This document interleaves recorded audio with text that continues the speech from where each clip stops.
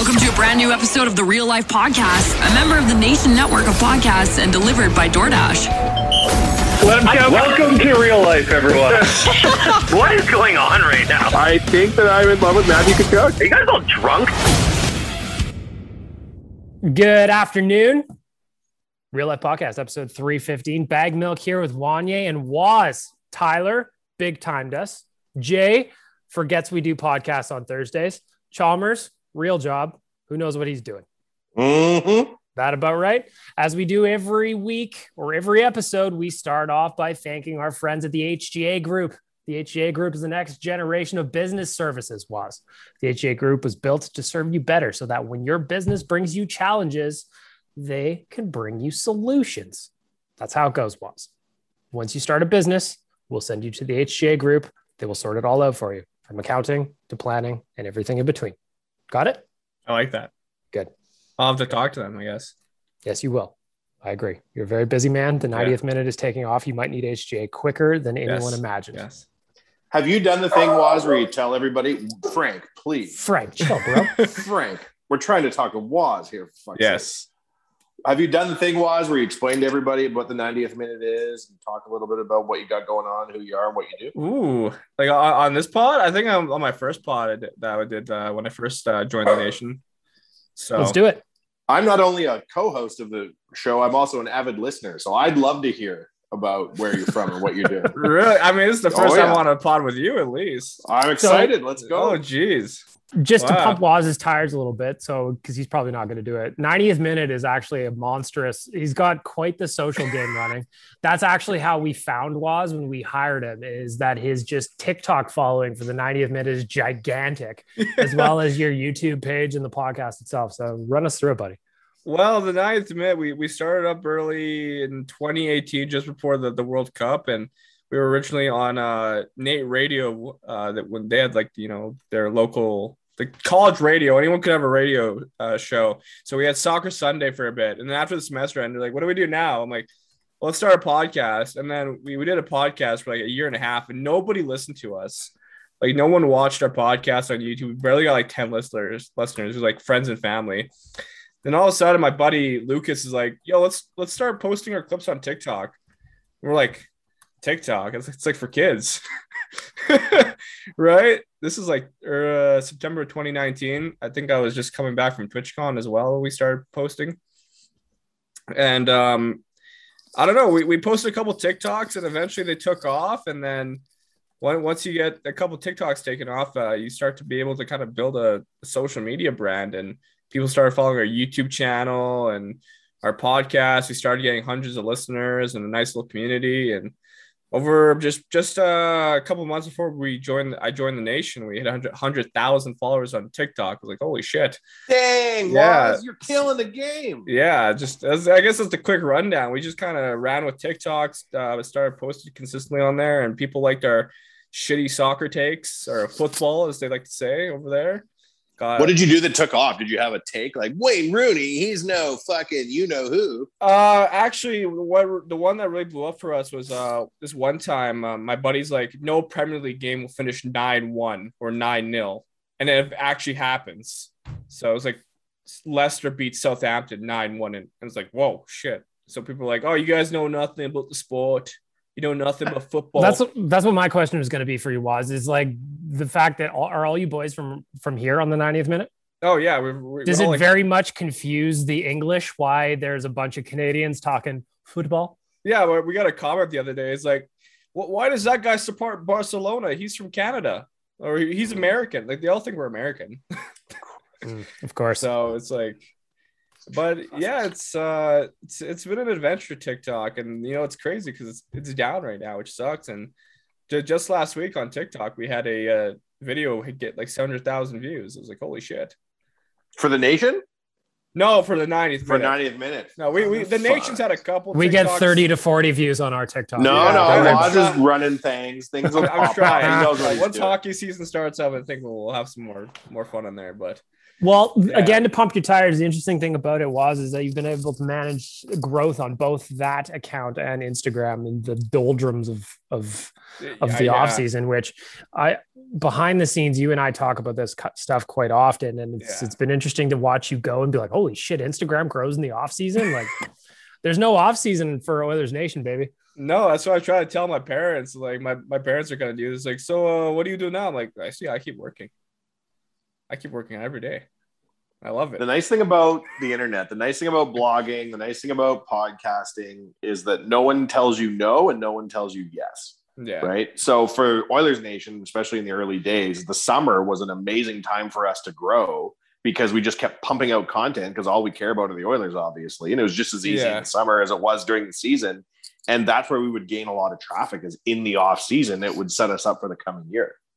And people will be like, yeah, during the season, Oilers Nation, like whatever, there's real people talking about the sport. But you guys are the only one on July 9th that still give a shit about the power play. We're like, we sure do give a shit about the power play. It sucks.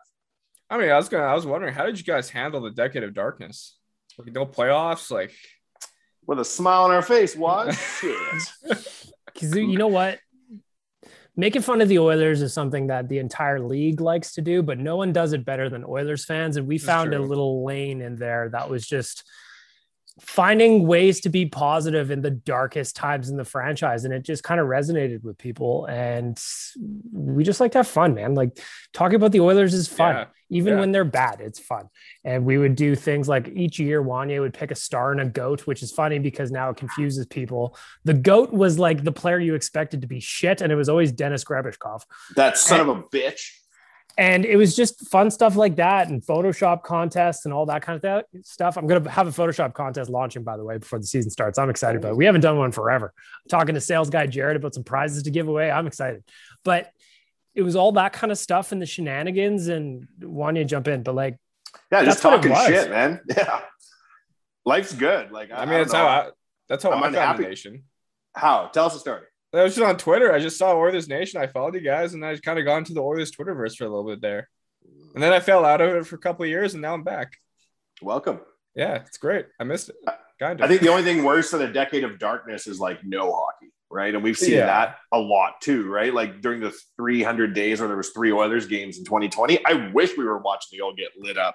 Yep. Well, I know it was like back. I was listening to the last Real Life. You guys talking about the Danbury Trashers and how like they were happening during the middle of a lockout, and you guys didn't even know. And you guys like were looking for hockey content. Well, that was that happened before Oilers Nation even existed. Yeah. That was about 3 years before. So it was interesting that just happened and no one really knew about it in the time. But like looking at last year, you weren't around yet, but it was amazing how much content we cranked out despite the fact that there was no games for 9 of 12 months. And the world was extremely on edge and you couldn't tell any jokes. That was the other thing.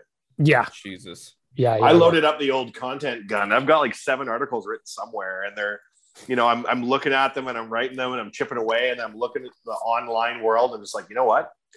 Now ain't the time. Now ain't the time to go out there and be funny. Right? I kind of went down the same path. Like when soccer ended for a couple months, right? Like the Premier League, every league was shut down to like June, at least August. Yeah. So we decided to crank content out of FIFA, like video games, and it worked out. Did that too. Yeah. Nation Dan was streaming the Oilers games. He did an entire season plus playoffs, and he would do it, I was like once or twice a week or something, and we would set up game day experiences. So you haven't had a full season with us yet, Waz?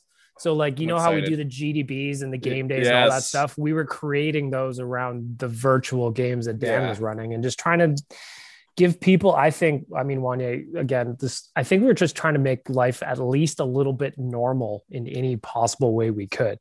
There was a lot of history pieces being written though, I'm not going to lie to you. There was a lot of on this day in Oilers history, but at the same point, there was still a lot of people that came to the site and just like, thanks for keeping going. Just a little piece of normal. Yeah. Nothing else was. I mean, there's so many people at home. So many people are bored. They need something to read and catch up on and just take their minds off things. Right. I think that's one of the reasons why the nation's going bananas right now, is I think people are just locked up and bored as fuck, right?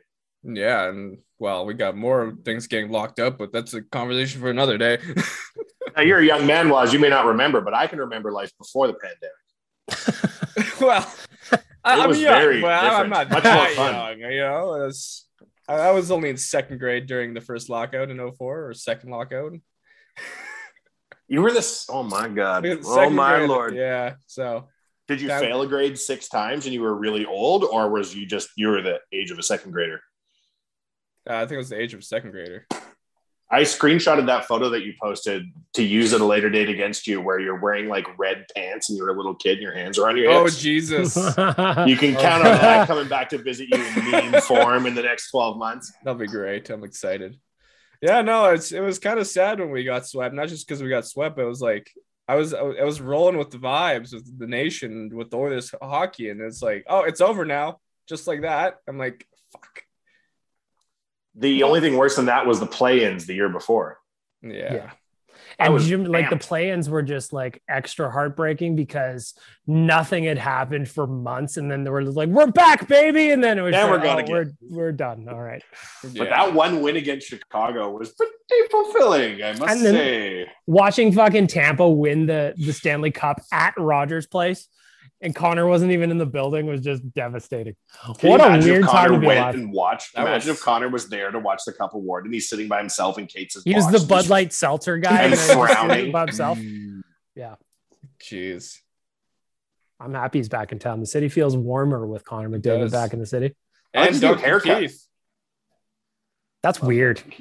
That is weird. It's like just seeing Duncan Keith in Oilers colors. It's like one of those like Madonna playing for the Red Wings didn't make sense. Ginla with the Bruins didn't make sense. You know, Adam Oates when he was here 100 years ago didn't make sense. It's just it's going to take a minute to get used to Duncan Keith in Oilers colors. I know before we start recording, you said we didn't want to talk too much about hockey because your Amtrak's not here. But there's one thing that kind of annoyed me about Duncan Keith's situation is the Oilers fans that were getting mad because he was not joining on the informal skates. They're like, where's Duncan Keith? Where's his leadership?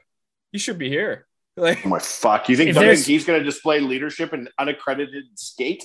Yeah. If there's one thing we Oilers fans love to do, it is make something out of nothing all the time. Well, Duncan Keith didn't show up for a team breakfast that he wasn't invited to. What the fuck? This is also what we call the Oilers Nation paradox, where in one breath we're bragging about how we write content all year round and everybody reads it, and then the next breath we're like, you know what's weird is how Oiler fans want to talk shit all year round. Paradox. Yeah. It is fun because it's September 16th as we're writing this, and you'll go into the comment section just as if it was October, and people are yelling at each other about just the weirdest nonsense, and it's always that's what I'm saying. There's no off season really in terms of being an Oilers fan. It's just something we do. It's just part of life here. You mentioned to me in August how it's like a dead zone in terms of content. Yet I didn't feel like I had ran out of content. I was going. I was like, I didn't struggle too much. I thought you did a great job, man. And great when job. I say there's a dead zone of content, there was no news, but at the same point, that's when we have to get creative and knock things out. Fun. And I think you did a great job of that. And it's just. You'll see, though, once you get out of this lull period into training camp and things where there's actually going, you're like, oh, yeah, this is a lot easier to knock shit out when things are actually going on. And I'm sad that we can't go to training camp. Well, I mean, you could go to Rogers Place and like look in the windows, maybe. No, you can't. I've been there. They shoo you away and tell you you're not allowed to fog the glass up. And then they got to tell you, wear your pants, sir. And I say, I don't know. There's a fucking pandemic, bro. Why don't you mind your own beeswax? Yeah, I've been wearing pants since March of 2020, homie. Yeah, that's right. I'm not wearing pants right now. Oh, okay. Is there anything, Waz, about the pandemic that you're going to have a hard time undoing when it's over? I don't know. I don't think so. Cause like when our summer officially began in July, I kind of like my mask was off all the time. Like I didn't care. So it's like back to square one now. It's like, whatever. I ditched cable for YouTube at the start of the pandemic. Like I still have cable, but rather than scratching my head and trying to find a show on cable, I'm all YouTube. I'm never going back. So what was your original question again? Like someone was like, is there anything about the pandemic where your life has changed that you won't be able to undo? E.g., Wanye is a YouTube man till death. Baggedmilk is a guy who probably is going to have a hard time being in a room with more than one person for a while. Well, prior to the pandemic, I was working at a shitty soccer center, and now I'm doing this. So, yeah. So your career got worse. Well, don't feel bad about yourself. It's not your fault the soccer center shut down. It'll reopen. Bro, trust me, I do not want to go back to cleaning up children's vomit or blood. I'm good. Hey, well, we never said soccer center is this? Yeah, we never said you're not going to be cleaning up vomit. Yeah, okay. Okay. I'm bleeding profusely right now. Yeah, I've been vomiting this whole time. Okay, well, you should. There's a specific corner at Nation HQ where we puke and vomit, or we vomit and bleed. So somebody has to clean it. Okay, this got very interesting. Not to the listeners, Waz. Not to the listeners. Yeah. I had somebody message me, and I have to check his name here, so I'm going to try and delay while I check his name. But he had a very, very good request of me, and he hunted me down on Instagram, which I respect. Hold on here. Where am I looking? JKYBYB. Jakey baby. I'm assuming. BYB. I don't know what that's supposed to mean. I've seen him on Twitter. He hits me up. He goes, Wanye, I tracked you down at the dog patch on Instagram. I know you read the DMs. I want you to watch the space documentary called Inspiration 4, and I want you to talk about it last Monday's podcast, which I missed. Sorry, Inspiration 4. I have it written down right here from our convo the other day. It's unfucking believable. Waz, are you familiar with the Inspiration 4? No, I'm not the biggest space guy, but I'm open to learning. All right, let me try and frame this up for you. So, I like Star Wars. There you go. SpaceX, which you're familiar with. Yeah. They are starting to launch more and more spacecraft, and they're sort of hitting all these milestones for humans in space. One of the really important ones was sending up like non-astronauts in a ship to see like what quote unquote normal people, if they can withstand the rigors of space. Okay. So they have this documentary, I think it's like 4 or 5 parts. And yesterday they did the launch and sent the crew up, and like Inspiration 4 is like inspiration for the rest of us to go to space. So they had like a contest. Isaacman's his last name, like a space billionaire. He bought 4 tickets and gave 3 away. So like one lady, I'd have to check names, but like she hadn't gone to space. She was supposed to go to space. She got blocked from going to space, and now she gets into space. And another lady, she has a prosthetic leg. She was like a pediatric cancer patient, and she beat it. So in addition to sending people up in space, they also raised $200 million for her children's hospital that she was at. $200 million. Like, holy shit. Damn. So this documentary was really cool because it was showing like all the shit you have to do to be able to go to space. And like, it was very inspirational. Right? It's a very cool time. It's a cool time to be alive. Right. Oh, yeah. I think a lot of times when you're witnessing historical shit happening, it isn't until you watch it like years later or read like a retrospective of shit. But like, example, when Nail Yakupov slid across the ice in his knees, I was like, damn, we're witnessing this in history, bitch. Yeah. This has never happened before or since. Similarly, like civilians going into space is a really important step on us going up to space for an afternoon, which I think is the goal of a lot of people in the space industry, is to allow for space tourism. So it was a really cool documentary. And I appreciate JKYBYB making me go and watch it, because it was a great watch. I love this shit. And that's on YouTube, right, Wanye? Yeah. Nope. Yeah. Netflix. Oh, okay. Netflix? All right.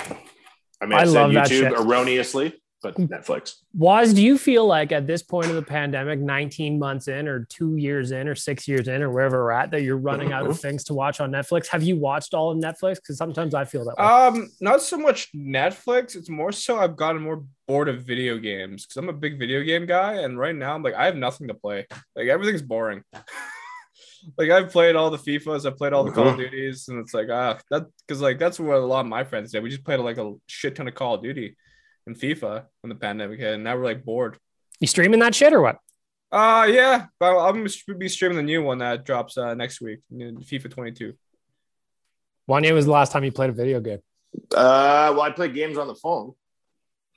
Yeah, that counts. I do enjoy some mobile, but I've watched Waz video game stream. Does that give me any street cred? I would say so. Partial street cred. What about like an actual console game? When was the last time you played like Call of Duty or some shit like that? Waz, are you ready for this? Go ahead. Name video games, and I'll tell you if I've even seen them being played. I have not played Call of Duty. I've never seen Call of Duty. Wow. Continue. Name more games. I played the first Call of Duty. That was the last one I played. Jesus. Yeah. I haven't played an NHL game probably ever. I haven't played since NHL 2012.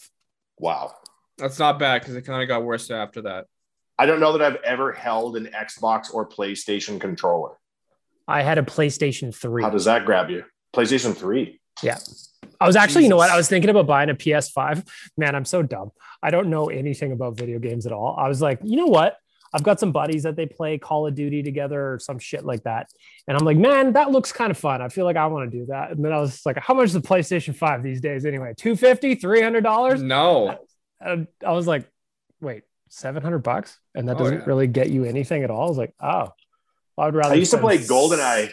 Oh, that's a classic.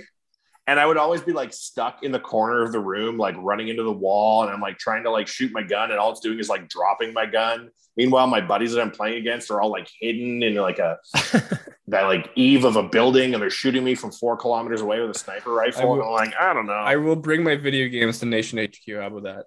But I'm terrible at them. I'll probably swallow the B key or some shit. Okay. Like, I'm not great at them either.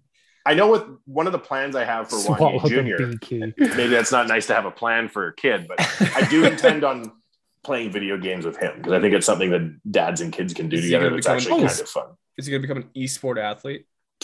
Who knows, man? To think about it, like, fuck, how old are you when you start becoming the guy you're going to become? 20, 21, 22? Yeah. I bet you we can't even conceive of what the hot things are in 2041. I know, that's the thing. Like, well, right? Like, if you told yourself at birth, like, man, you'll be talking about soccer and there'll be people watching the other side of the world and you're in your room. Like, what the fuck are we talking about? Well, it is interesting. Like, you're talking about just how things end up where they are. Like, how old he was? 25, 26, something like that? I'm turned 25 in November. Like, I didn't get my gig with the Nation. Like, you got, I think I was 28 or 29 or something. So it's just interesting how, you know, you move into something and you're like, all right, I'm going to be, because I used to work for a big company. I don't know if I ever told you that. And I was living the dream from the 1940s, kind of working my way up and the pension and all that shit. And then you're just like, no, that ain't it. That ain't it. So it's interesting how sometimes it just takes a left. Your life does that. It is crazy, honestly. So, I mean, I originally, when I was doing radio and television, I was thought that I was going to be producing commercials on the radio. That's you did radio and TV? Where at, Nate? Yeah, and like I got really big into radio production, making commercials and shit. And then after Nate, I couldn't really find a job after that, and somehow landed in social media. That was like me. I took marketing at Nate because I thought I was going to write commercials and like write advertising campaigns. And they're like, no, you're going to probably have to move to Toronto for that. I was like, oh, so what am I going to do? They're like, you're going to be a sales rep. I'm like, I don't want to do that. And that's what I did was I sold. Have you ever been driven past a car dealership and there's a big fucking gorilla on the roof? Yeah. I used to sell those things very poorly. I would be like calling companies up and I'd be like, would you like to buy a giant gorilla? That's actually interesting. Like, absolutely not. And I was like, all right then. And then just move along. I'm not a sales guy. Like, if you follow Jared, watch him on a sales call. It's just, that's not me, you know? So I thought I'm with you, like, boss. Yeah. Because I was like really good at making commercials and shit, and I got really good marks. And I'm like, okay, I'll do this for the rest of my life. And then I got an internship at Rogers Media here in the city. And the guys there, they're like, yeah, you're not really good at this. They're like, they were like, interesting news. Thank you. Yeah, I'm like, oh, so kind of like brought my ego down a bit. I was like, oh shit, okay. No, it doesn't bring your ego down. Ordering from DoorDash was. If you get the DoorDash app and you use the promo code RealLifeDD, that will get you 25% off and no delivery fee on your first order. RealLifeDD, 25% off, no delivery fee. Waz, you can get yourself a nice little snack the weekend. You know, it's Thursday. Who needs to cook? DoorDash is here. Ding dong, not you, Waz. Not you, Waz. Ding dong. That was a great ad read. You should be very good. You should go to school for that. Kind of did. I like how you're like, I'll never write an ad again. And now for an ad I just wrote off the top of my head. Yeah. No, I thought I was going to be like working for, you know, fucking Pepsi or something, writing ads, doing things. The minute Baggedmilk popped up on Oilers Nation was as one of the I think the first real human being commenting on the site. Until that point, it was all me and Jay talking to each other. Did I ever tell you that was like how how it all started? Where you mentioned. Whereas basically Wanye and Jay talking to each other as varying fake people just to create the illusion of traffic. And it sucked me in like a sucker, just an absolute tractor beam in. I loved it.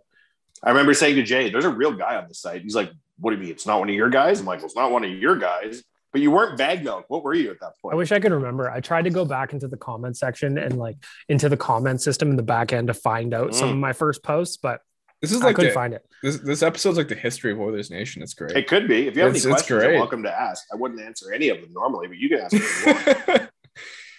Yeah, I wish I could remember, but I guarantee it was probably like Oilers Guide 12 or some shit like that. I have no idea. I had different personalities for the different people that I posted as, and I'd be like, "Ooh, I wonder what that guy's gonna think." And one of the guys was Tony Romo. That was his name. And Tony Romo was a real dick, and he was always against things. And then everybody was like, "Tony Romo, get out of here! Nobody likes you." And then I wouldn't post as him for a while, and then celebrate with the other names that Tony Romo hadn't come back. And then when he would come back, we'd be like, "Oh, here's Tony Romo again." Yeah. Weren't you also a babe? Yeah, Kelsey, all lower letters. I can't remember, something like that. There's somebody who is like binary code is like 1011011. That was just to flip the script. When you mentioned that, I thought you said, "Are you Trina's oil?" Like no. Oh no. Okay. I think I know who is. I think I've got an idea as well, but yeah. No, what the nation has allowed us to do, in my mind, which is the real goal of the site when we started out, we've been living the Oilers' life now since 2007. Like 24 hours a day, 365. When I became a fan of the team. That was the fucking dream. Wait a minute, you became a fan of the team the year after they went to the Cup run? Well, it's like I fell in love with the team like during the 06 Cup run, but that's like when I first really started following hockey was like 2007-08. And then just great times ever since. Just fun. I love following the likes of Ryan Jones and Grebishkov and. Well, I do find it interesting because you're doing the countdown for us on the Oilers Nation Instagram, and I like seeing which players you take. The other day it was Ryan Jones, and I find it interesting just to see which players Waz picks because you're not nearly as evil as I am when I do that countdown. Well, yeah, it's also because I don't know some of these players as well as you do, and sometimes finding a picture of them just wearing a jersey can be hard. Wanye, did our boy ever see that we used his name for Tran Sandwith? Yeah. Damn right. Was he my brother-in-law is boys Waz. I like that. That was fun. That was fun. Tran Sandwith, right? I saw the comments on Facebook like, who's this guy? Yeah. He's a good guy, and he lives in Edmonton, and he lives in Toronto part-time, and he loves Oilers Nation, and he's a former Oiler. Like, if you wore the jersey, you're a former Oiler. And anyone lipping you off on Instagram or on Twitter or wherever the fuck you are, at this point, I don't care. Oh, no, but I just laugh, right? Because, like, this motherfucker not only got in the league, I think he fought LaRock. So, anyways, he's number 38, right? Is that right? Yep. I think so. And we always use Jeff Delorier, right? Or something like that, yeah. And Jeff Delorier and Tran are friends. And so every year when they put up Jeff instead of Tran, he texts him and says, "Got you again," right? So then my brother-in-law last year was like, "You have to put him up for 38 days remaining." But then I forgot because, life. And then he was like, "You don't understand. This is a real beef between these two guys." So we did it this year. Sandwith was up. Victory for all. Jesus. Yep. I love that. But Waz, normally what I do is I get really evil. Yeah, you mentioned that. 97 days until the season starts. Instead of putting Connor, I'll put like Simeon Rice from the 2004 Tampa Bay Buccaneers or something like that. Just because I like to troll sometimes, Waz.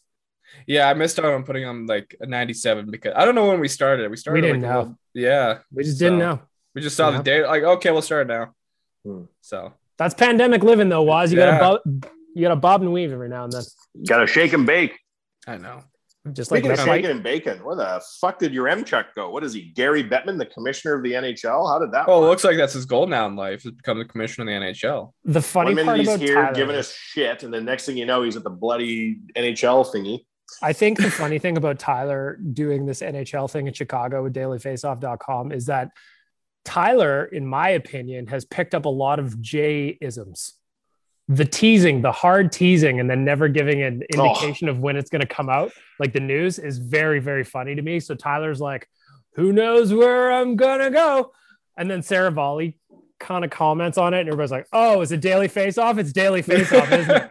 And then Tyler's like, man, people know it's Daily Face-Off, but I'm just going to keep it running until I'm in Chicago anyway. You're like, okay, buddy. One of the funnest, meanest things on the internet is the reveal that never comes. Because like the hardcore guys are like, hey, I'm paying attention. Where the fuck are you? And Jay's like, this is the best. I love not telling. I also love that avoid the grind is turning into a thing with Tyler now, where he's just on endless vacation no matter where he's at. Even though he's working right now in Chicago, interviewing players like Nathan McKinnon and asking about food and stuff, still avoid the grind. Good for you, Romchuk. He'll get pissed when I tell the story, but frankly, I don't care.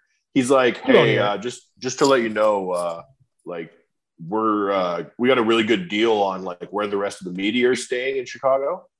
And I'm like, okay. And he's like, do you care? I'm like, well, firstly, you're like, you know damn well I don't make any decisions around here. So I don't know why the fuck you're asking me. Number two, I am on your side over that of the company. If you're staying somewhere gangster, send these fucking idiots the bill, even though I'm the idiot. He's like, we're staying at the Ritz-Carlton. You're staying at the Ritz-Carlton? Yeah. Frank Saravalli's one room over from you at the Ritz-Carlton? Yeah. I'm like, you should fucking retire, man. You should just shut her down. It's all downhill from here. I'm assuming it's a very fancy hotel. I don't know much. He's like, don't tell anyone. Make sure. I'm like, oh, I won't. It's basically, it'll go Saravalli, Yaremchuk, Beyonce. That's where he's at. Yeah. Jeez. The Sultan of Brunei, the guy who invented the typewriter, Yaremchuk. Kanye West, because they're in Chicago. Truth. Yeah, and Barack Obama's on the floor immediately on top of it. Yeah. The only safe place in Chicago is the lobby of the Ritz-Carlton right now. The rest is just Lord of the Flies. So when he comes back, I was like, man, like steal me a pen or a fucking like a robe or something, like some monogram. That'd be real nice. I'm a big pen guy too, so I'm gonna text him right now and be like, I want one of them sweet pens. No, we're gonna have to make sure his fucking head flits through the door of the plane to get home. Flip it and say, I heard you got denied to stay in a good hotel. Ha ha ha, you suck. All right, I'll text him. Hit him with one of those. And then he'll be like, what do you mean? Be like, I heard that you wanted to stay in a nice hotel and you were told no. You're a bum. Let's see if he responds on so that I can read it on the podcast. He'll big league you. He won't respond. Just send him to the Holiday Inn. You know what? The other Oilers paradox was we detest Yaremchuk, but we also recognize he is a true talent. We love Yaremchuk, but we also hate him deep to his core. Yeah, it sounds like my friends. Because you know what? Oh, yeah. Tyler's already started big timing me. He no longer responds to me on Twitter. He just likes things. That's all he does now. Ego. Mark my words, he's going to get too big for this show. He's got the ego. That's the only way I could get rid of him. Truth be told, I didn't want him to be on the show. Right? He'll be in a Drake music video singing, but just in the background, just there, just chilling, Didn't want him on the show, and I was like, how are we going to get rid of your Yaremchuk? And Baggedmilk's like, why don't we help his career blow up? And I was like, then he can't be here. That's such a good fucking idea. And so we had to send him to the Ritz-Carlton to get him off the show this week. So that's no joke. Like, that's tough to beat. Man, fucking Ritz-Carlton. That ain't nothing like the Moose Jaw Inn or wherever I got to stay on my first work trip for the nation. That's why you got to retire now. Like, go out on top. Ritz-Carlton. Yeah. Wow. Yeah. He's staying at Circus next time we go to Vegas. I'll tell you that much. He's staying in old Fremont. You know what? I keep pushing for us to stay on Fremont. I love the Golden Nugget. It is just hilarious to me. Never going to happen because everybody's too bougie these days. And old Baggedmilk likes free pouring booze on Fremont. But you know what? Well, it is what it is. Thankfully. We went to Vegas one time and we stayed like in like a normal hotel, not near the Strip, not near Fremont, not near anything. It was so bizarre. Well, yeah, I was just like staying like a Days Inn or some shit. But there was like one slot machine in the lobby. They're like, still Vegas. And you come home from a night of debauchery and losing your money and like all the sadness of Las Vegas. But then you don't wake up on the Strip with the splendor. Because like if you fuck your life up in Vegas, but you like look out the window, you're like, my, that's a beautiful view, right? Like there's kind of like a budgeting thing you can make work in your mind. But when you're sleeping in a Days Inn, like 4 kilometers from the Strip, you're like, this ain't it. I want to stay in one of those hotels that you, as you're coming into Vegas, like if you drove over the Hoover Dam or whatever, and it's the 99-cent shrimp cocktails with your first spin at one of the slots, the ones that are way outside of town. One time we went on a trip.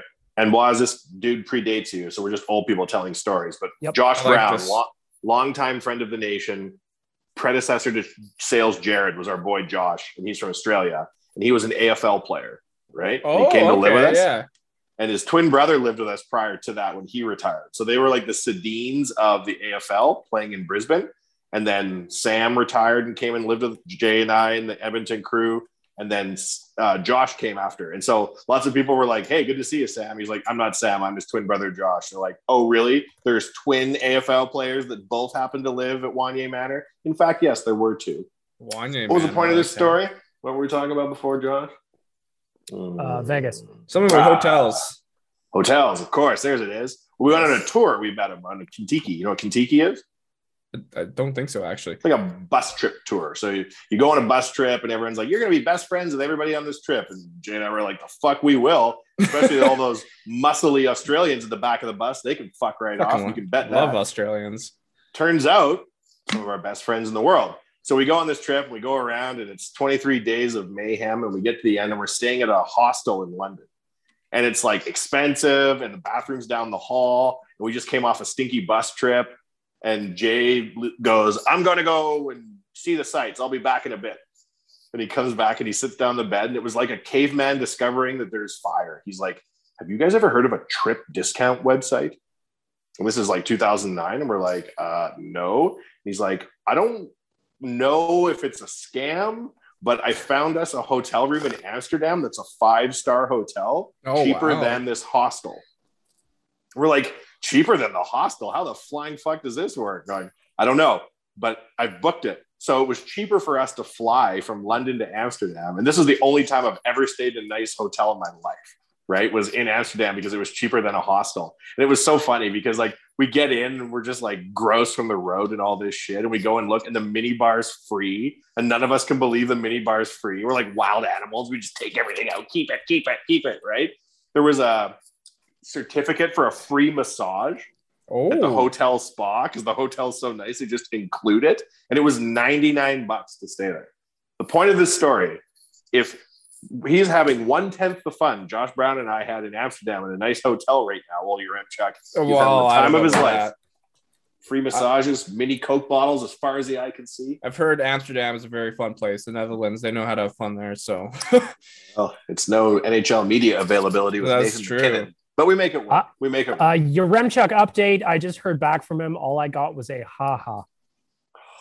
He's big timing me already. yeah, he's What the fucking... I brought him into Oilers Nation, and now he's big timing me. The guy's like, I'm with Sidney Remchuk Crosby his right gig. now. I'm with Crosby and Ovechkin. Who are you? This must be how Matthew Knowles felt when Beyonce grew up. You know what? With Yaremchuk, I brought him into the fucking network, and now I'm Take Solange. him out. Take him out. You can How kill did him I if get you to be brought him. Solange? Bullshit. Solange actually has a couple decent indie albums. I feel bad for Solange because she's kind of like Keith Gretzky, right? If she was anybody else, she'd have made a go of it. It was just being Beyonce's sister is too much to bear. Or was it who Danbury signed? One of the Gretzkys. Brent Gretzky. Yeah. Brent Gretzky. Yeah. That was a good story, man. I really like. It's obviously $1 late, and we're doing this already, but like that was a pretty good documentary. And it wasn't what I thought it would be. I thought it was going to be like this guy's a goof, but actually, I found that AJ fellow quite endearing. It's good when you give a gangster executive producer status on his own documentary because you see the truth, right? You see the truth he wants you to know. He's not a bad guy. His dad sat at a desk in an abandoned warehouse and explained to us he's no angel. That's all I need to hear. Honestly, the only thing I cared about was the ties in with like the Sopranos because I was been recently just like watching that. I'm on season 6 finally. I'm like, oh shit, okay. And they're releasing a prequel movie to the Sopranos soon here too as well. So did you know that Drake asked him for a jersey and he gave Drake his jersey? Yeah. Yeah. It reminded me in a way of how his dad bought him a hockey team when he was 17. And Wanye, do you see this? Birdman just bought his kid a wing place for his 16th birthday. A wing, like a restaurant? Yeah, a restaurant. He's like, you a boss now, baby, or something like that. And I was just like, fuck yeah. Or, Birdman, Brian Jr.? Not Birdman, sorry. I fucked it up. Rick Ross. Rick Ross bought his kid. Rick Ross. Rick Ross bought his kid a wing restaurant. He's a Wingstop master franchisee. So he's like a brand ambassador. Well, now his 16-year-old kid has got a Wingstop. And if you're lucky and you use the promo code NATION15 at twigandberries.ca, you will get 15% off your order. Whether you're looking for some nutsack underwear or their new ODR line that came out or anything in between, our friends at Twig and Berries are there to make you look as sexy as possible, Waz. Again, the promo code is NATION15, twigandberries.ca, or if you want to check them out in person, they've got their shop out in St. Albert. Twig and Berries, we love you. You don't think Wanye Jr. is going to want a oodle noodle on his 16th birthday, do you? Buddy, absolutely. I'll be like, you don't know how to run a restaurant? What the fuck? And you're like, Rick Ross's kid got a Wingstop. I'm like, well, Rick Ross's kid goes home whenever there's trouble. You don't know how to make that noise. We don't have the management structure. You would need to be working this oodle noodle morning, noon, and night. And frankly, you don't have it in. Just tell Wanye Jr. he gets to hang out with your Remchuk. No, he's never going to hang out with your Remchuk. Your Remchuk's going to be too cool. Yeah, Wanye Jr. is going to flex on your Remchuk in 20 years, and he'll be like, "Oh, really? You think you're the best? I, in fact, am the best. You old shit." And I'll be like, "Your Remchuk is so old, Wanye Jr. Well said." Yeah, and he'll be like, "Welcome to my multiple oodle noodle franchises, your Remchuk. Where were you at the Ritz-Carlton in 2021?" If you are a dick about being young, you will get served by the youth when you're no longer young. That's true. Yeah, unless you do what I did and you make a deal with Satan, so you just always look young. See, when I first met you, I thought you were a big gamer. You get big gamer vibes. I won't lie. I wish I was a gamer. Seems like I'd be good at it. What game you wish you played? Oh, you know what? Something where I'm like on a mission, maybe some kind of heists. If I had a sword, that would be ideal. Yeah. Like World of Warcraft, Grand Theft Auto kind of thing. Yeah, Grand Theft Auto is honestly probably the last video game I've played. So yeah, maybe something like that. You know, I could steal some cars and like do some missions, run some people over, get the military after me. I can see it. Get the military after you? Yeah. Just got to collect all them stars, baby. You got to do that. Oh, in the game. No, not in real life. Damn, Baggedmilk. Whoa. Saying that shit out loud? I would cower in fear if the military came after me. Actually, no, I would cower in fear if like a crow came after me. So I don't need any of this. We're learning a lot, Waz. This is a really good show. This is great. I love this. Ask us other questions. Yeah. Oh. Let's do an on-air AMA. Except my name. I should prepare for this. Goddamn. What do you think? Me and Baggedmilk will keep riffing. Yep. Baggedmilk. Yes, sir. When you were watching that documentary on the Trashers, did you find that it was actually like a good name, good branding? Like I didn't see a lot of mistakes they were making. Bringing in Brent Gretzky was also quite smart. I loved the idea of mixing wrestling with hockey. And I thought he had a vision. AJ Galante, that is. And I thought he had a vision and he executed it. I mean, if you're telling me that an Oilers game wouldn't be a lot more fun with the Section 102, then you're out of your fucking mind. Oh, you know? I fully agree with that. It's just like, Waz, you love football. Oh, like, yeah. The chance and all that shit that they bring into the environment to actually create an environment is so desperately needed here in Edmonton. And as I was watching the thing with the Danbury Trashers, it's just like, man, so much of this would translate to this city where we love the Oilers so much, but they need to do it. They need to like encourage that kind of, maybe not the outright shenanigans or a little bit of shenanigans, a little bit. You can have major league shenanigans. They don't have to be Bush League shenanigans. Yeah, exactly. Well, in soccer, you know, they'll be like tossing out flares and stuff like in crazy cities. Yeah, we don't need to toss out flares, Waz, but like somewhere between sitting in silence and tossing flares. Yeah. Like we need to land somewhere in the middle of that. When we wore the Matthew Tkachuk turtle costumes to the game in 2019, and I was doing the running man as a turtle in front of a group of cheering kids in the concourse, I can tell you that Oilers fans would like it to be more entertaining. I can tell you that 100%. Like, even when I go to games, I feel like they can be a bit louder. There's nothing worse than being in an Oilers game and something's happening, or it's like maybe it's a Friday or Saturday night and you had a couple of cocktails and then people are shushing you. Oh, when Larvinen came to town, the big mountain of a Finn. Oh my God. That reminds me of because go ahead. Sorry. I remember because what was on radio, you're talking about like favorite Oiler moments, right? Yeah. And I have a huge list of them. I went through a bunch of like crazy moments. It was like the final game of Rexall Place.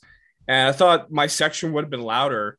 But next thing you know, I have like a bunch of the Oiler wives and girlfriends sitting in front of me and like a bunch of rich guys as well. Because I'm in like a really expensive seat and no one's cheering. Like everyone's just quiet and like, this is the last game at Rexall Place. Why is no one getting loud? If you're at Rexall Place, it's gallery or bust.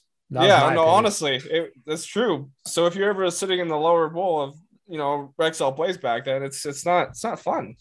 When Larvinen came from Finland, he said, I love going to Oilers games. It's so relaxing, like going to a spa. Oh, God. I'm like, oh, no. But the thing with Larvinen was there was a group of 50 Finns, and you would be watching the game on TV, and you could hear them coming through on TV. That's a small chunk of an arena full of people, and they created an environment that was completely different. So a full section of people, a section 102 back to the Danbury Trashers, be amazing. It would be amazing. I don't think it would be that hard to get a lower level team atmosphere rocking. to the point that it would be like one of the fun things to do in town. Oh yeah. There's some real base components of a really fun time going to sporting events I think have been lost in the era of commercialization, right? Like back in the day, you would go to games for cheap food and booze. That was part of the appeal. Like, why would you go to a baseball game? Cheap booze, right? Yeah. And now, like, everything that shouldn't be where you make your money on concessions. Yeah. That should be like the Atlanta Falcons. Everything's like a quarter at the game. It's like the Masters, right? And like people love that shit. Of course. I mean, you mentioned like section 102 and how we're like, I know in soccer, like they have designated sections like called supporter sections for the loud fans. It's like, why can't we have that at hockey games? Well, Waz, if only we knew of a really well accepted fan organization that threw its weight around and was always told off by the local team. They aren't interested. Yeah, one day. We have tried. We will never stop trying. Every year we get bigger. That's what she said. We will come back every fall. I think a nation section would be sick. We'll tell Waz about the nation section. I don't know if he's ever heard about it. Well, I don't know how much I can say without the Oilers. I think Jay's told me about it. So, but you know, once that nation TikTok gets to like 100,000 followers, they're gonna have to take notice. That's the goal. Oh, they know who we are. Oh, they know. They know who you are. I know. I'm just saying. I was told specifically within the last 48 hours that a certain high-ranking member of the OEG hates, with a capital H, Oilers Nation, and it made me so happy I did a jig. I did a jig, like an old-time prospector with a pickaxe on my shoulder, just hit the mother lode down by the stream jig. That was the jig I did. Mm-hmm. Can you picture it, Waz? Cuffs on the bottom of his jeans, rolled up, no shoes on. Clicking my heels together, going hee like a goblin. Am I gonna get attacked if I go to an Oilers game? They're just gonna come at me like, no, you can't be in here. The whole idea behind Oilers Nation was there's all this shit they should be doing. Let's just do it ourselves. Yeah, that really is the end of it. Yeah. When you back it up to when I found Oilers Nation it was probably 2008 when I found it. I just thought it was such a unique way of covering the team. It was very like back in those days, it was a lot of Wanye articles and he would draw little pictures on it, like early Perez Hilton stuff. And early memes too. Like I was actually putting captions on photos and shit. Yeah. It was just a way more interesting way of consuming Oilers content because I'm not the kind of person that particularly cares about just, I was on the road and this is what so-and-so said after the game and blah, blah, blah. I want to know what fans thought. I want to be like sitting in a basement talking with my buddies about the game, not having somebody speak at me about what's happening. And that's not what Oilers Nation is. It's very nation-y to be having a podcast like ours with zero structure and this, that, and the other. And then suddenly I like it. The producers with Frank Saravalli in Chicago, you're like, wow, you're really underutilizing your Remchuk when he's on your show, aren't you? And he won't even get me a pen from the fucking Ritz-Carlton. This guy, come on, your Remchuk. Well, I think the coolest part about the nation is like how much of a presence you guys have on Twitter. Yeah, that's how I found you guys. Like the Twitter was always fun to follow.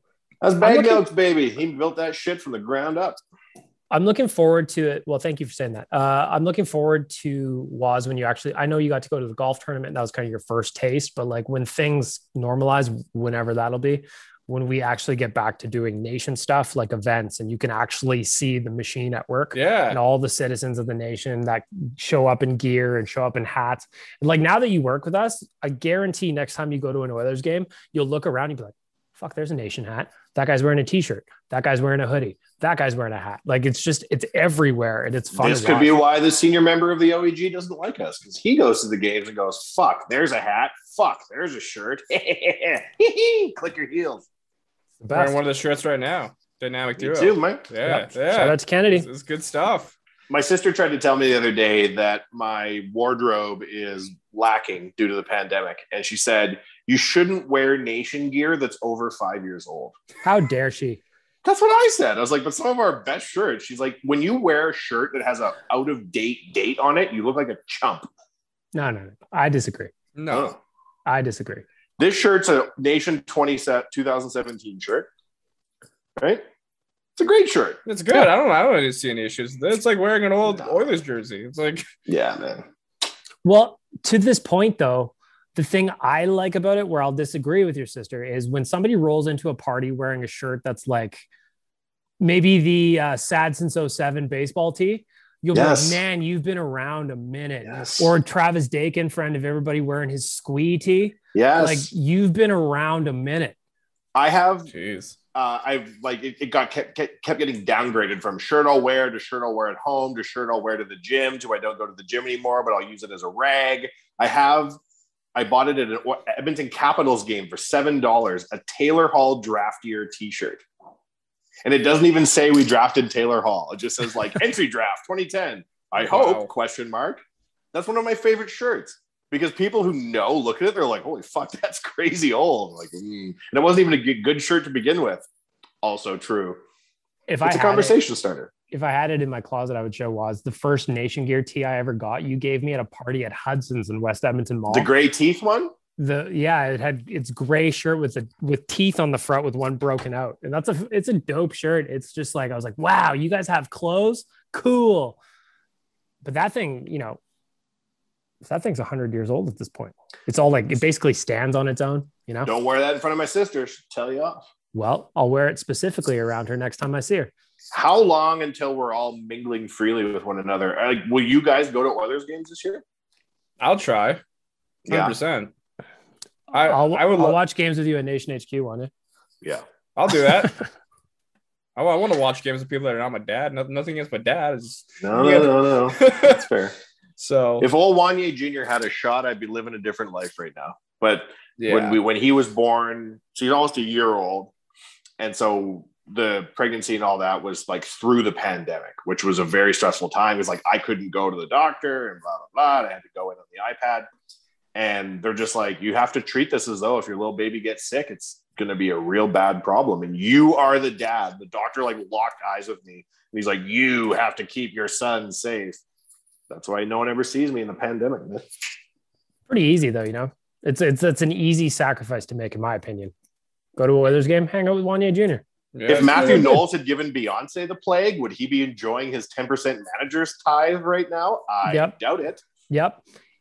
Yep. If all they had was Tito, Wanye Jr. could be running a wing stop on his 16th birthday. I mean, there's really no limit. If someone's going to offer me free tickets, so I'm going 100%. But you should go. Oh, yeah. And take a bunch of photos for social. I'll be happy for you. That's why I want to go to the first game back at Rogers. I don't know how much those tickets are going to be, but I really want to go to that game just to create Probably content. A penny. I bet you this shit ain't going to be full all year, man. Oh, no. So going into the pandemic, like January, February, March of 2020 was some of the lowest attended modern Oilers games I've ever seen. Totally. And now there's like a real reason not to go. So this is from Elliot Friedman earlier today. Bill Daly spoke at the thing in Chicago. So partial capacity in Montreal and Vancouver. Not sure yet about Leafs games, but they're going full capacity in Alberta and Manitoba. So whether or not the building is actually full remains to be seen, but the Oilers and Flames are expecting full bars. Wow. I do have a full-on hazmat suit that I owned prior to the pandemic for reasons I won't get into right now. Considered a full body condom. Perhaps I need to put a nation sticker on that and attend the game as though it's the movie Outbreak.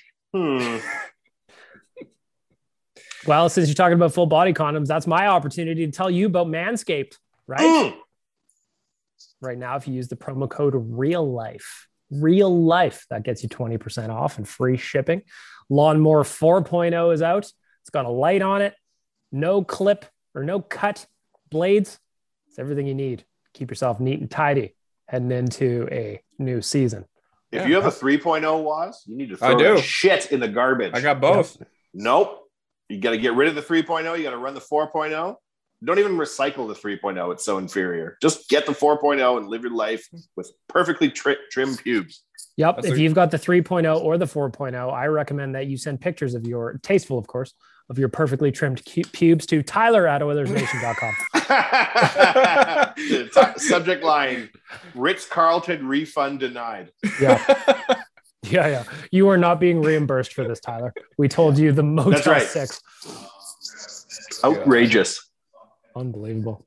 I won't even get me 10. What other questions you got, Waz? Yeah.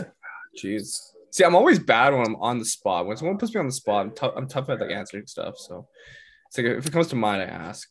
Well, that's fair. Yeah. But. Well, I have a question for you, Baggedmilk. Go ahead, buddy. What is keeping you awake when you think about the 2021-2022 Oilers season? What are you worried about? Nothing to do with the team, really. Really? Yeah, no, like I don't think games will get shut down or anything like we had last or 2 seasons ago. But like that's where my brain goes. That's what about hockey stuff? Like I look at our goaltending and I smile, 100%. But I'm actually crying on the inside. You know how that goes. Goaltending for sure would be my concern. Like, first of all, Mike Smith had an amazing season last year. However, I woke up with a sore back today at 36. He's turning 39. I don't even know how he's playing a sport at this stage. So I'm worried about him doing what he did last year. And Mikko Koskinen's still here, so that's a concern. He's not fucking going anywhere. But at the same point, it's all we got. You know, you got to play the cards you've been dealt in this case. And I don't know how good our cards necessarily are. I do like how. Go ahead. I do like how at the Nation we try to keep a positive outlook on things, always. Even though they're not the greatest. I try my best on the Nation TikTok, but sometimes it's fun to make a meme out of like Koskinen, or it's just a joke. You can mock the Oilers, boss, but it has to be funny. You can't I like that. You can't just chime in with all the negative shitheads. There's a difference. I would say there's a difference between mocking the Oilers and just being mean. Yes, and we never want to be mean. Mocking's fun. No one's better at making fun of the Oilers than Oilers fans, but like being mean it's something else entirely. Yeah, like I don't think that any player for the Oilers sucks, quote unquote, right? Yeah. And I think the average fan sitting on their couch screaming "You suck" at anybody, it's like Taran Sandwith. Taran Sandwith does not suck, you dipshit. He's played in the NHL. Exactly. Right? Let's get our dicks out. Like he did it. So it's just that meme, it is. It's the guy covered in crumbs being like, "This Victoria's Secret model is ugly," It's exactly. Just like, she really let herself go. Yeah, just relax. Having said that, like the other day I said, tell me, because Carolyn Zved said, tell me what I should be looking forward to in the season. And everybody was like giving her really nice answers, right? And I was like, tell me what I should be looking forward to in the season. Like I heard Koskinen's worked on his glove hand so much it's been upgraded to very, very shaky for the coming season. And people were hitting me up. But some of those comments actually scared me, right? Like it is terrifying that, like, is Larson ever coming back? No. Ever. Have they said this? Adam Larson? Sorry, not Larson. Klefbom. Not. Oh yeah, Klefbom. I think Adam Larson just does not like us anymore. That's no, Larson we know is a Kraken. I meant Klefbom. Sorry. I default to Gregor on Klefbom, and he says he would be shocked if he comes back. So I default to Gregor. Yeah. Fuck. When you look back at like having Visnovsky a long time ago wanting to leave, right? I remember and that. Trading for Ryan Whitney, who came in to be the quarterback, and obviously his 2 club feet didn't allow for it, right? Mm-hmm. Like we've been getting fucked around on our defensive line for so long by no fault of the actual Oilers. And I would throw the Sheldon Surrey one in there. I was going to think of Sheldon Surrey as well. Yeah, we sent him to the minors though and said "fuck you." Like that isn't necessarily a tragedy. No, but I mean, like he was a player that we didn't get anything for, and it was just kind of like another instance of just, well, what the fuck, man? I remember I was gonna say I remember when we were all hyped for Justin Schultz. Well, see, again though, like was unreal though. Dirty fuck. That was one where the Oilers didn't put him in a spot to succeed. Like he went to Pittsburgh and played a role that was more appropriate for his skill set, and he did fine.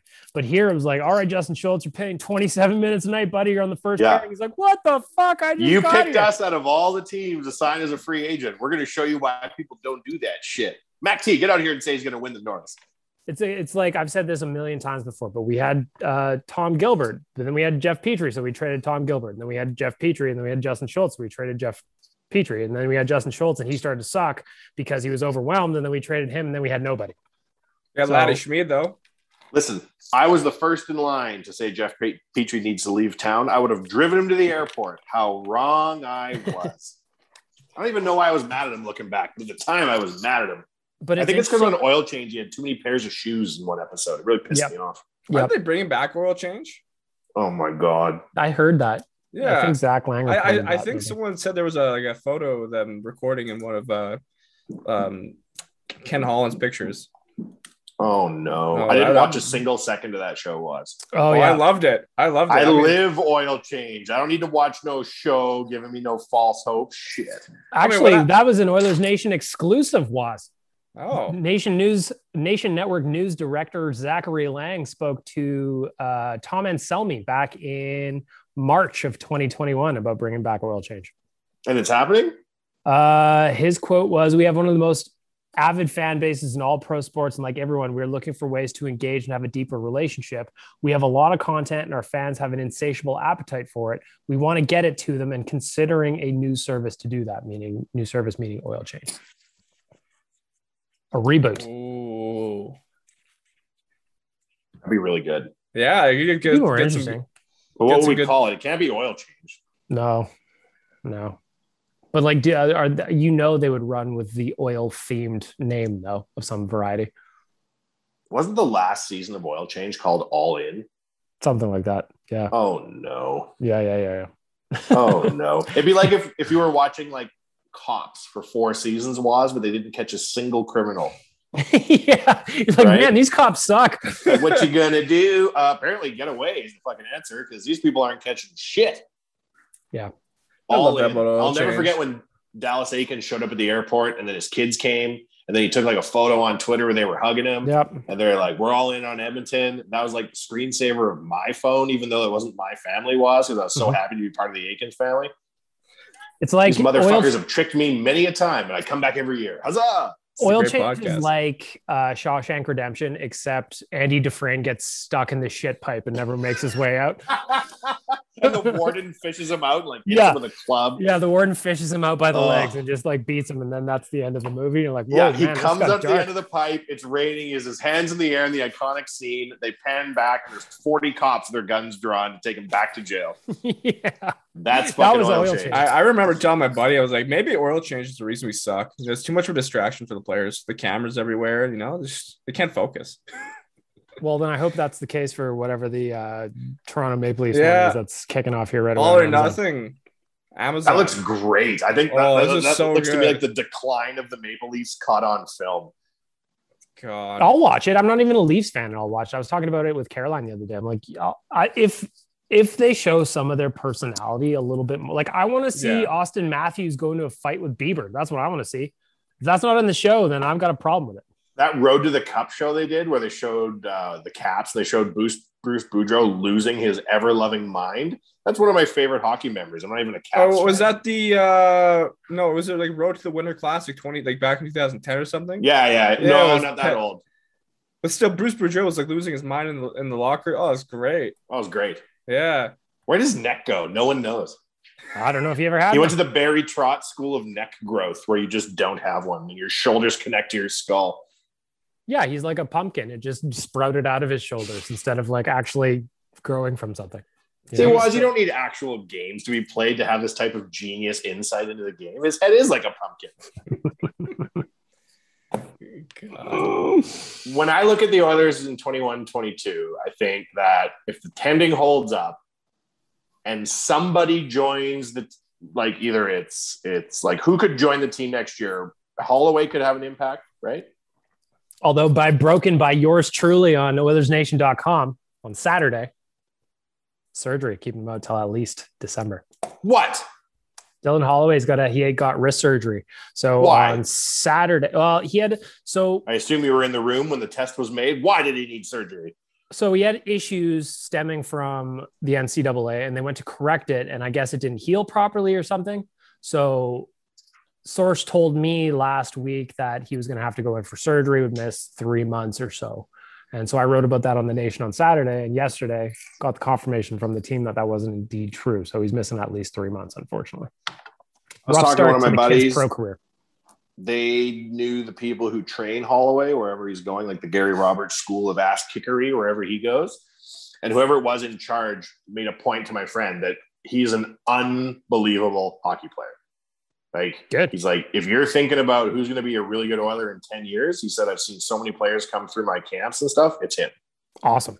I like to hear that. But now he has a fucked up wrist. So who knows? Well, it's like, welcome to Edmonton. You can't show up. Like normally it used to be shoulders. So actually, we might just give him a shoulder surgery while he's in there correcting the wrist, just like a preemptive thing. But that's good to hear. I like that. That's much better than the days of hearing about prospects. You'd be like, why the fuck did you draft him? Like, no. Yeah. Always made me sad. Yeah. I am happy that they paid Darnell Nurse. I just don't think we're in any position to fuck around with defense, right? And like, there's people who have an issue with a defenseman making that much money. Okay, that's great. Given the market, given the state of the Oilers D, Darnell Nurse is one of the only Oilers that answers the bell 10 times out of 10. Yeah. Oh yeah. Pay the man. It's the thing is like, is it too much money? Probably. But it's exactly like you said, the market dictated the price. And like when Werenski signed and Seth Jones and all these guys were getting huge bank, it's just like, what did you think was going to happen? I was looking at the San Jose Sharks salary cap the other day for some reason. They've got a lot of problems, man. Oh yeah, like yeah, San they got Jose. Old dudes too. What I forgot about Erik Karlsson making that much money. Yeah, they got Burns is signed until the end of time. So like, Evander Kane, like the Sharks are in a big trouble, man. Yeah, the pickle guy. Yeah. Yep. Jesus. At least we're not the Sharks. That's the 21-22 motto for the Oil. Or the Flames. I'll just always default to at least we're not the Flames. You know? They're a hard team to get excited about, the Flames. Oh. The jerseys who are you horrible. cheering for? Who are you cheering for now? Sucks. Nobody. Yep. Goudreau, didn't he want to leave? Didn't he say he wanted to bounce earlier in the offseason? Yeah, but now they think they're going to get Eichel, so. Yeah. Oh, my God. That would be my dream come I would true. love it. I would love watching Jack Eichel in a Flames jersey frowning when Connor scores on him. It might be too much. I might just turn into a beam of light and shoot into space. I'm so happy. That's exactly what I was thinking. Like some people, we had this conversation on Oilers Nation Radio. Would you be excited about Jack Eichel as a Flame? Yes. Of course. Then you can see who the real daddy is in this league when he's playing Connor 6 times a year or whatever it is. Jack Eichel playing with Taylor Hall is one of my favorite Oilers memories of the last 20 years because it was just so good to see them both miserable that counted as a win for us. Jack Eichel being down in Calgary and getting dunked on left and right and frowning with his little bitch face. It kind of makes me sad that the Flames are kind of crap because I just want to battle Alberta in the playoffs. That's all I want. And they're not helping my cause. I would like that too. Yeah. The stress would be real. Yeah. But like, what was the last time we had a battle of Alberta in the playoffs? Like 91? Never cheer for your enemies to gain strength. Yeah, I know. That's the thing. I want to see this. I want to go to this. Never cheer for your enemies to gain strength. That's an AJ Galliante quote. Oh wow. Yeah, that's true. Wow. He said it's in his book.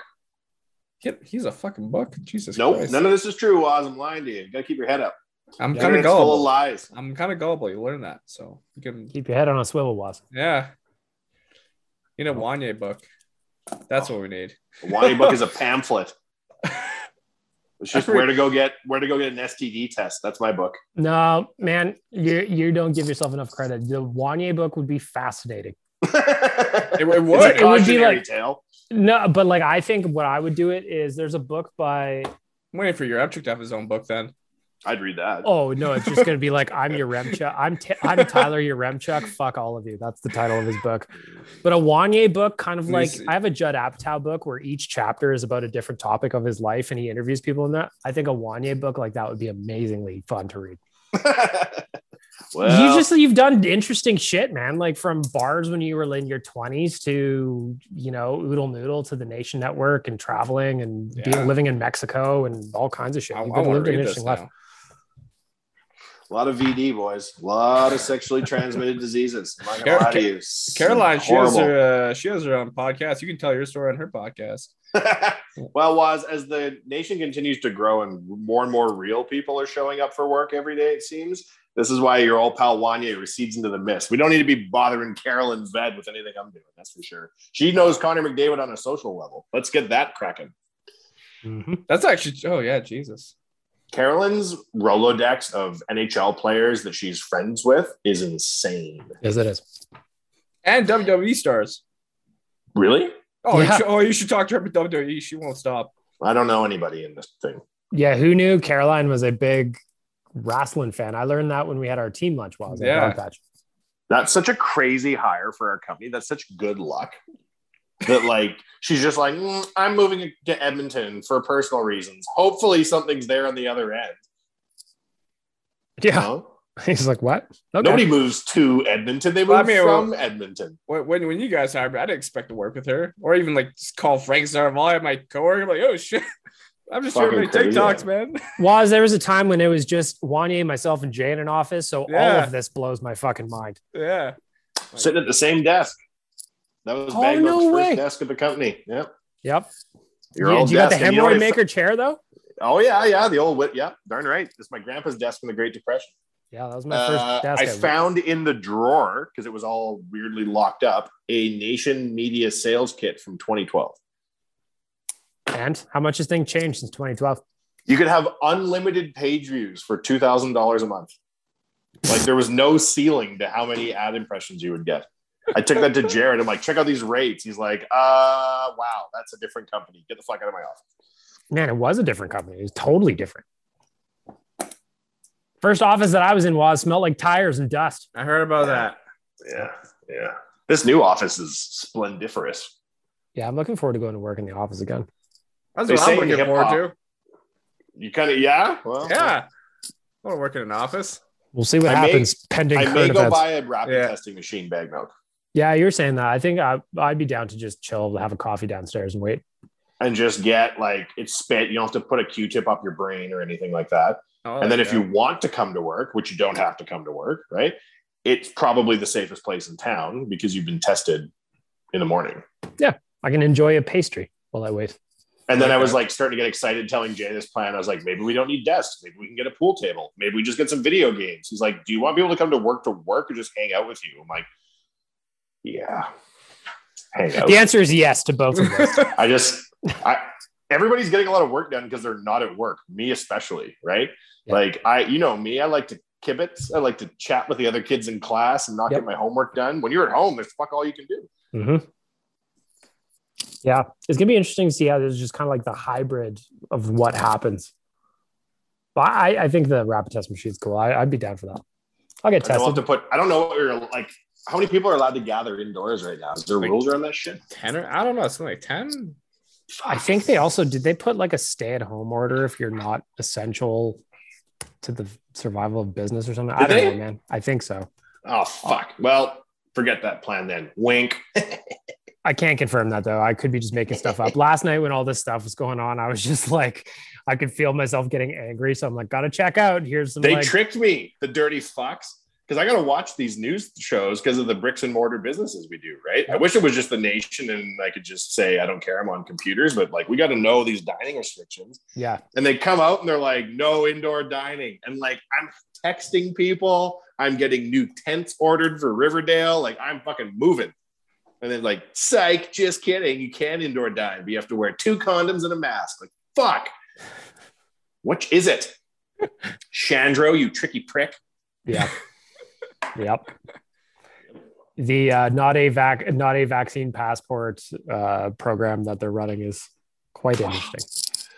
Boy, before the pandemic we used to go to these things called nightclubs, and they'd be packed, and then you'd go into the middle of the packedest part of the nightclub and you'd wave your hands in the air like you just don't care to the music.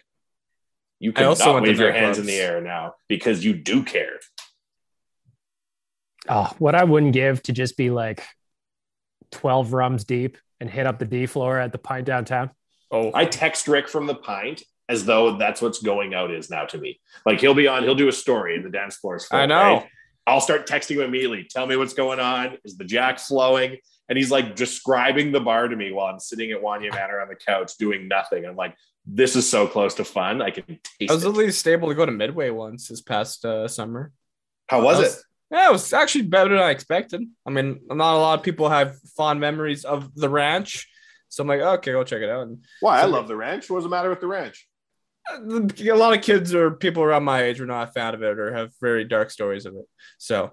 Oh, really? Yeah, chill. Let's say you mentioned the ranch. I have memories. Okay. So, but I enjoyed it. And somebody noticed me from TikTok. Hey, you're the Oilers guy. I'm like, yeah. Oh, no shit. Cool. Good for you. He's already getting recognized one. Yeah. Whereas you and I hide in the shadows. If you're getting chicks off this, you got to tell us how it works because Baggedmilk and I do not know how that side of the game is played. No, I think I've noticed that. Female, actually. it's like the younger audience of Warriors Nation notices me, not so much the older ones. Because I feel like when I went to the golf tournament, no one really knew who I was. But like, because I'm mostly on the TikToks, right? So one of the keys there's a lot of to dads and shit at the golf tournament, you know? Yeah. One of the keys to the nation working is to continually bring in younger people on the new platforms. That's my goal. Like you're talking about TikTok being down, right?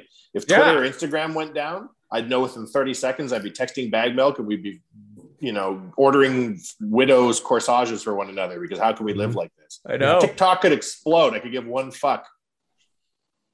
If TikTok exploded, that would probably actually be better for my my productivity. Did TikTok fuck with Snapchat? Like, is Snapchat not hot with the kids, or is that a different demo now? I think Snapchat is just kind of dying out. Is it? I don't know. People still use it. They have to like younger, I guess. I don't really use it as much. Is it a demo between us? Like, is it older than TikTok users but younger than Facebook users? I think so.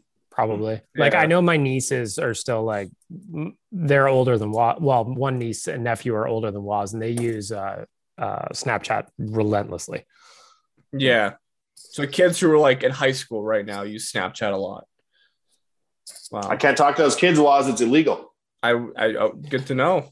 If I come within 5 high school kids, that judge warned me and he said, I'm not going to tell you again, Wanye, you cannot get near that many high school kids, either on or offline. We're relating to the pod here, but the one thing I'm looking forward to come hockey season is doing the TikTok lives for the nation, because those are hella fun. Oh my God. I was doing those during the season. Those are so much fun. That also makes me think about doing beat casts again, Was. Yes.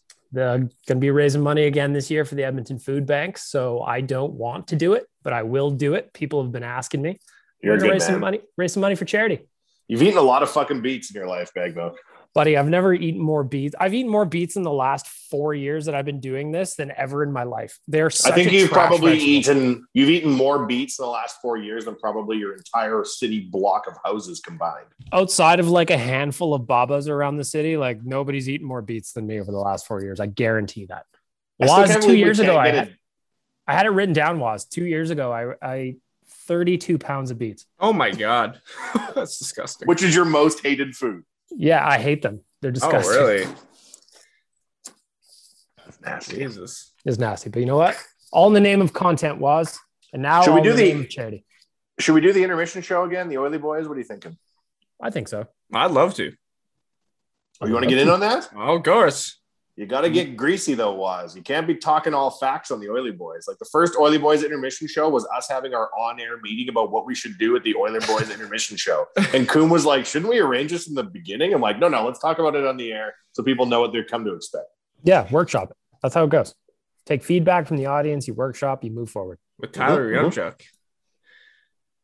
No.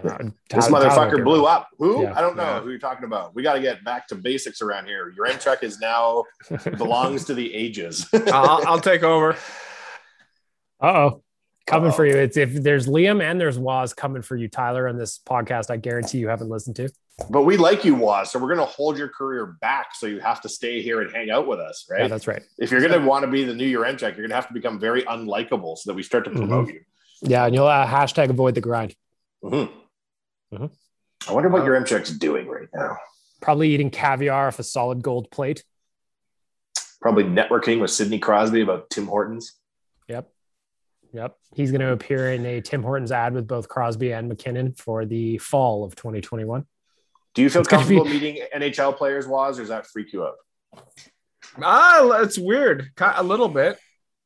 Actually, Youngchuck just sat down with Alexander Barkov 17 minutes ago. He just had a chat with him.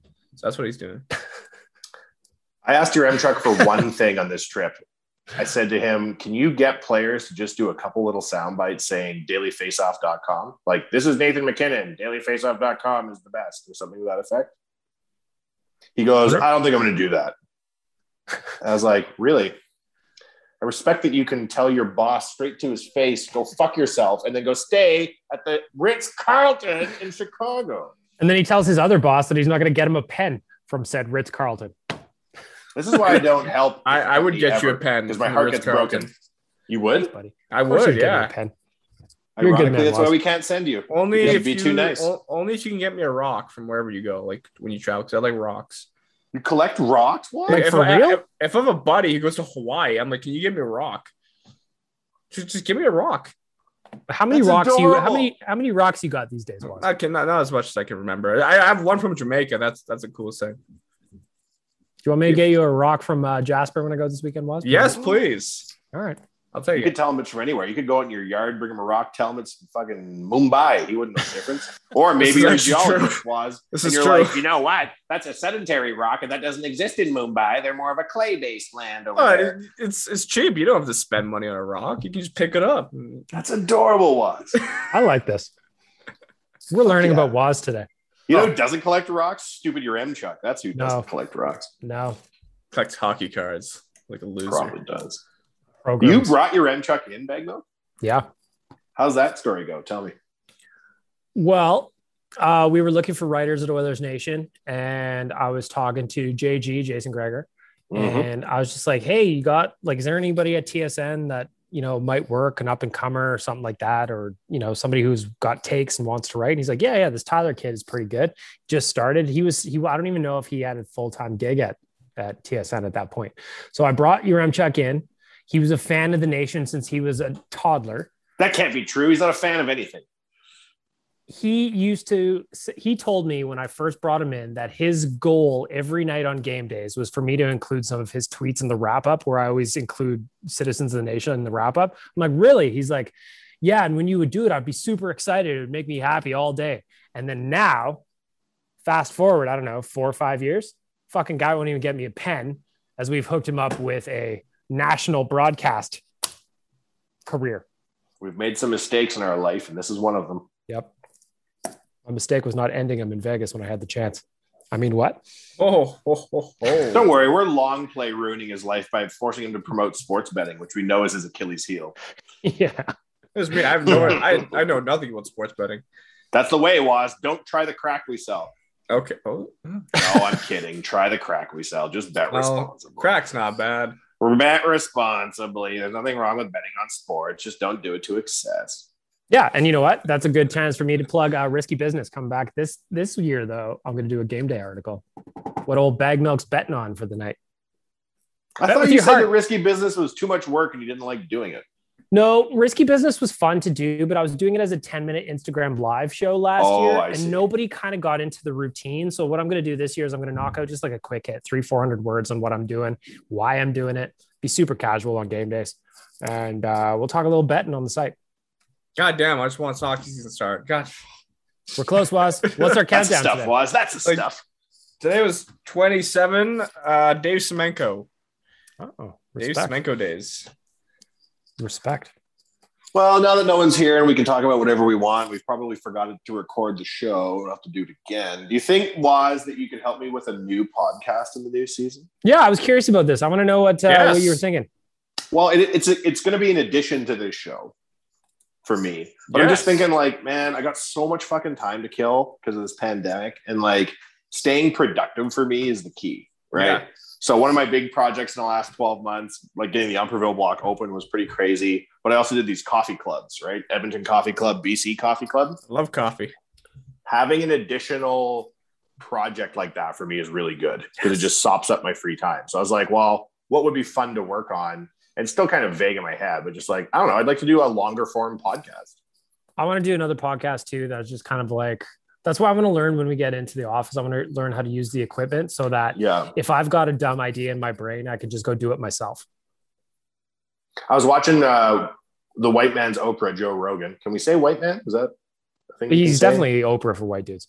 Yeah. I don't know if saying white's racist against myself. Anyways, it's all very complicated. Anyways, he was saying about his podcast, how when he moved it, like he always did a long form show. Yeah. And he's like, I just didn't like feeling like I was in a rush. Yeah. Right.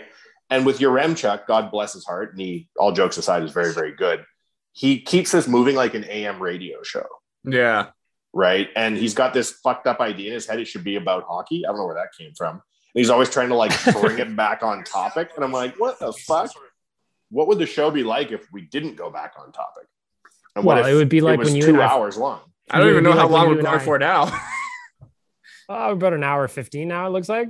Oopsie Okay. doops. But it would remind me of like when we were doing real life, just in the old KGB interrogation room. studio. Yeah. And we just talked about whatever. So that's what We I didn't think. get a lot I'm of kinda the feedback same in those way. days, though. Because Yeah, like that's true. when I was doing the 90-minute podcast for Bix, we took a break from it around the Euros.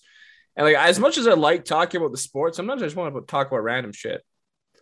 When we did yeah. Oh, sorry, buddy. Go ahead. I like talking about random shit, just like you guys. Yeah. The KGB era of the show, which is when we came back from Mexico. So that was probably 2018, 2019. Yeah. I don't feel like we were doing as well back then as the show. Were we, Baggedmilk? I feel like it was just sort of... No, not in terms of like downloads and stuff for sure. Yeah, but yeah. I mean, we're having a lot of fun doing it though. Yeah, we didn't have any guests. That's Really. what matters. Having fun. No. There certainly wasn't like a lot of media celebrity all-stars rolling around the office at the time. I think it would be fun to do a podcast, Wanye, where it's you and I. Like, that's why I want to, again, learn how to use the equipment where we just bullshit. Like, I find sometimes our pre-show conversations, our pre-show phone calls are more entertaining than what we're talking about on the actual podcast. And we're supposed to be prepping for the podcast. There's a lot of people on this show, and it's not because it's bad. Everybody's my good friend, and I invited every single person on the show. But I just think as a counterpoint to largely waste my own time throughout winter 2 of the pandemic, just coming into Umberville and getting myself a little test and going up into the studio and just talking shit. That's kind of what I want to do. Yeah. Yeah? Yeah. All right. And there's no rules. There may not even be fucking advertisers on it, to be honest with you. Mm-hmm. Probably not. It's like a lot of Twitch streamers. They just have like just chatting streams or just talk. Really? Yeah. We'll just put Wanye will just get one of those like tip jars. Yeah. Or Patreon. I can help. That's the thing though. Everything I do in my life is overtly commercial. That's why I changed my name to Crystal Pepsi for a brief time. This is just talking shit in my mind. I don't even know that. It could just be like, rather than going to the bar once a week and talking with my friends, it's upstairs one floor and we're recording it. Yeah. This is Crystal Pepsi speaking with Welch's grape juice on the non-commercial podcast. Yeah, 45 episodes into this show, it's an ad every 40 seconds. You're like, Wanye, I thought you said this wasn't going to be commercialized. Shut up, there's an ad from Concrete. Yeah. Well, we'll think about it. But I think that'd be fun to do. Absolutely be fun to do. 100%. And the game changer is now we have the new studio that doesn't require a ton of effort. Like going to Little Brick, especially because we dismantled the studio during the pandemic and we've done it all on our phones. Fantastic. I would still continue to do this show. I was just thinking it'd be fun to come in and use the new studio, and I don't know. 100%. I'm with you. I would love to do that. Just bullshit for a little bit. I mean, if I have an excuse to go down to a dog patch, I am happy. You are a frequent dog patch patron. Recently, I've been there too many times. You like it, Was? Yeah, it's kind of easy to get from my place too. So, what end of town do you live in? Where are you at? Southeast Tamarack. Oh yeah. So it's a different vibe. Like the Pint is really our that's our bar too, right? And like that's the fun bar, right? That's where we lived from 2009 when it opened until present. Like it was ridiculous with Rick. This is like, oh my God, we're getting old and gentrified bar. Like there's people here that are sitting down, no one's hammered. And like it's the anti-Pint, but it is a fun place, I think, to like come and have a chill time. I'm a big fan of the River Valley, right? So I just like that fact as well. It's so close. Yeah. So if you want to go, I don't want to go to the Pint. I don't want to go to Dog Patch to get like turbo into the game like I do when I go to the Pint. When I go to the Pint, I'm like, if I haven't had 4 shots with Jack Daniels, by the time I get through the second door, this place has gone to shit. Yeah. But now I just text Rick. I've actually gone in there when it's closed a couple times too to see Rick and then like dance by myself on the dance floor. And he's like, are you getting in your shifts, buddy? You feeling good? I'm like, I guess so. Yeah, it's just a sad solo dance in the corner. Yeah, remembering the corner I puked in, remembering the corner I peed in, but now there's no puking and no peeing. Remembering the time I tried to grab the light pole near the main bar. You know that light pole? Yep. One time, I don't know what I was doing. I was like, watch this move. And I tried to, in my mind, I was doing the Singing in the Rain song where you spin around the pole and yell Singing in the Rain, but that pole wasn't connected to shit. And so I just brought it down on top of me. I was like, there was probably Crashed Ice Weekend. That was one of the first times I ever went through the back door of the Pint and felt like a big time Playboy. Oh, big time move. And we went in through the back door. Rick let us in, and I was dancing on one of the tables back there, and it rocked And I just ate shit in the back by the back bar and just kind of got propped up and was like, nah, he's all right. Just He'll be all right. He'll be all right. Before the pint was the pint, it was called the Fox and the Hound. Do you remember that? No. So that's OG. And downtown sucked in those days. And I remember we did a pub crawl one time. We used to do pub crawls to get through the day, to have fun. Yeah. And we went there and a fracas broke out. We ended up getting into a fight. And I ran out that backdoor hallway, not knowing that the parking lot behind the Fox and the Hound was a frequent towing parking lot. So I'd started this pub crawl, gone the pub crawl, gone to a fight, went to run out the door to my truck, and everything had been towed. And I was like, I hate this bar. And then when I found out it was going to be a pint, I was like, are we going to take over the parking lot so everyone's cars don't get towed like it did the time I tried to make a quick escape from a pub crawl? And they're like, yeah, no, we're renting out the entire back parking lot after 4 p.m. I was like, if that's the case, I'm in. And that's the story of the pint starting was. I still have dreams of doing like a big beer garden in that back parking lot where just the whole back wall is a projection screen. I've still got dreams, big dreams. I have a question about bars. Go on, sir. So they kind of shut down when I first turned 18. What was the Druid like? Did you guys ever go to the Druid? I heard that place is good. Well, that's where I watched. That's where the Oilers lost Game 7. Oh, God. Do you want to hear the story about the Druid, Waz? I mean, I just wanted to know if it was good. My cousin used to go there all the time. Well, it was good if you weren't watching goddamn Carolina beat the Oilers in the Stanley Cup final. And then I got up from the table so filled with emotion, I kicked the stall door off the toilet, or the stall door in the toilet, and it hit the toilet and it cracked the toilet and the toilet overflowed everywhere. And then I started crying for the first time since grade 6 and I cried so hard my girlfriend dumped me because she was like, who cares as much about a hockey team? That's the Druid, a place of heartbreak. Holy shit. Don't go there, even though it's been closed. Where was it? What replaced it? Oh, it's where the cabin is on Jasper Ave. Oh, okay. Yeah. It's had a few names over the last couple of years. Damn. Yeah. Damn, it used to be a Don Cherry's back in the day. Oh, I didn't know that. Well, you don't remember bars that were open before you were old enough to drink, as I do. I used to drive by them and think, damn, one day. I can only imagine what life was like at Barry T's, you know? I never got to go. It's weird how life has changed so much, pandemic notwithstanding, that there's really like no clubs left. Mm. Yeah, it's weird. I used to like going to the Funky Buddha. They closed down. Yeah, man. Back in the day was? Yeah. Man, one time I was in grade 12 and I went to the Funky Buddha and one of my teachers were upstairs and it was like one of those like, you do things in the real world moments. Yeah. On the other side of this, I hope there's a new Roaring 20s. Me too.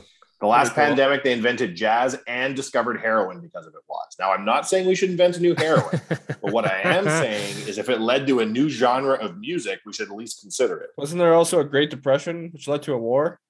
Well, that was years later. It couldn't be connected.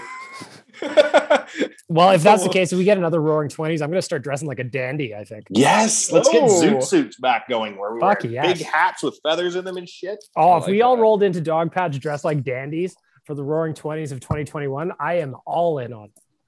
We'd look real sharp. Real sharp indeed. I keep bringing up at meetings that there's no nightclubs, and I hope nightclubs come back. And I've been warned twice now that I'm not allowed to get involved in any sort of future nightclub plans. But like, I think it'd be really cool to get a nightclub going on the other side of this, where everybody goes in and jams together and waves their hands in the air like they just don't care. It's been a while since I've done that. Now my hands are always at my side, filled with cares. Because you care so much, right? Yeah, I care too much. Well, should we shut her down, boys? We did a real good job. We're having us shut her down. We just told Waz how the world used to be better. Basically, we're old people. Yeah, I like listening from old people. Waz, one last old guy story. I used to go to the Globe for 25-cent highballs. You don't know shit about 25-cent highballs. The fuck's the Globe? It's a highball. Or not the Globe, Union Hall. Hall I've been to Union Hall once. 25-cent highballs. Yeah. Oh, the Globe had cheap drinks too, didn't it? I believe so. I only went to the Globe a handful of times. I was thinking about the Globe. $2 beers are cheap. That's what I thought was cheap. 25-cent highballs for an hour, then it was 50 cents, then it was 75 cents, then it was $1. You could walk in there with 5 bones and just be smashed out of your tree. That's why our friends at the HGA Group are the title sponsor of this here podcast, is they like to hear these stories, just like the folks at DoorDash, just like the folks at Twig and Berries, and just like the folks at Manscaped. Thank you to all of them. And while I'm at it, while we're wrapping, please leave us some reviews. I'm looking. I don't see new reviews. I want more reviews. Ever check the Instagram DM? Some people send reviews there. There was someone on radio. Was there? Yeah. We need somebody to check the DMs. That's what we need. Tyler, I know you're not listening to this. No, you bet he isn't. Mm-hmm.